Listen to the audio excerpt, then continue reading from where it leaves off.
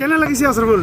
ভাল লাগিছে এটা চাওক সাংবাদিকতাৰ মাজেৰে আহি সামাজিক কাম কাজৰ জৰিয়তে আজি আপোনালোকে নিশ্চিতভাৱে জানে এআইইউডিএফ দলে চেঙাও সমষ্টিক আমাক প্ৰাৰ্থিত্ব প্ৰদান কৰিছিল আৰু 52,000তকৈও অধিক ভোটত আমি জয়ী হ'বলৈ সক্ষম হৈছোঁ। এয়া জনগণৰ জয়। এই জয় কেৱল জনগণৰ যি মেহনত, জনগণৰ যি গাঁঠিত ধন ব্যয় কৰি যি নিৰ্বাচন পৰিচালিত কৰিছিল, সেই নিৰ্বাচন পৰিচালিত কৰাৰ ফলত আজি এই জয় হ'বলৈ সক্ষম হৈছে। আমি জনগণক কথা দিছিলোঁ, আমি কথা ৰাখিম।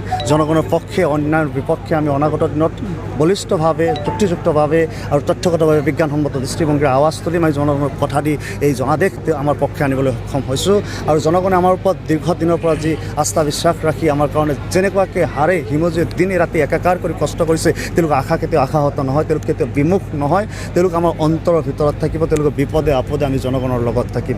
আমি এই চকতে এআইইউডিএফ দলে আমাক প্ৰাৰ্থিত্ব প্ৰদান কৰি যি এক আমাৰ ওপৰত যি আস্থা আৰু বিশ্বাস ৰাখিছিল, তাৰ কাৰণে আমি কৃতজ্ঞতা আৰু ধন্যবাদ জ্ঞাপন কৰিছোঁ দললৈ।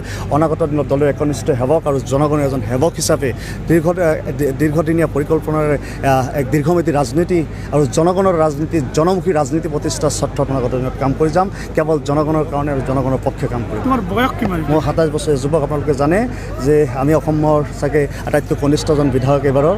আৰু আপোনালোকে আশীৰ্বাদ কৰিব। অসমবাসীয়ে আলোচনা সমালোচনা আৰু তেওঁলোকৰ আশীৰ্বাদ আমাৰ বাবে সম্পদ। আপোনালোকৰ গঠনমূলক সমালোচনাই আমাক অনাগত দিনত সঠিক মাৰ্গলৈ আগুৱাই লৈ যোৱাৰ ক্ষেত্ৰত সহায় আৰু সহযোগিতা কৰিব।